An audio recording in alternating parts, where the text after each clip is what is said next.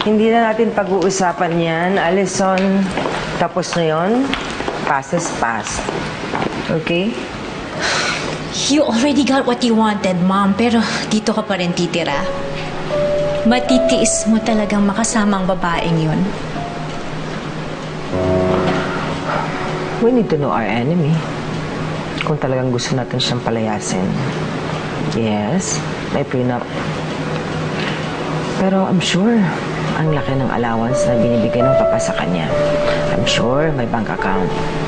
Baka hindi natin alam, may mga ari-arian na rin na nailipat sa kanya. And I won't make that happen. Hindi ko hahayaan ang mampaslupang gold digger na yun. Luisa.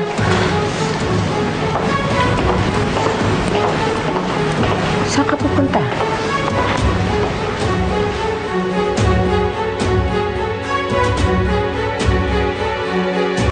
Akala ko na naman iba ka sa mga anak mo.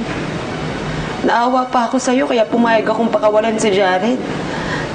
Yun pala. Well, as much as I wanted to be close to you, but I need to be objective. Ang daming privileges na nakukuha ninyong mag-ina sa papa ko. I just wanna make sure na ginagawa ninyo ang pag-aasikaso ninyo sa kanya ng tama. Kahit naman hindi mo sabihin, alam ko naman yung obligasyon ko bilang asawa. Hindi ko naman naabusuhin yung kabaitan niya. Okay. I'll be watching your moves. And I will make sure every mistake will cost you.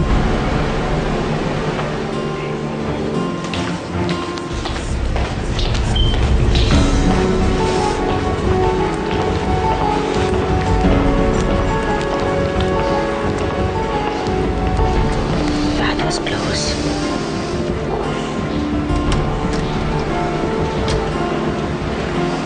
That's how you do it.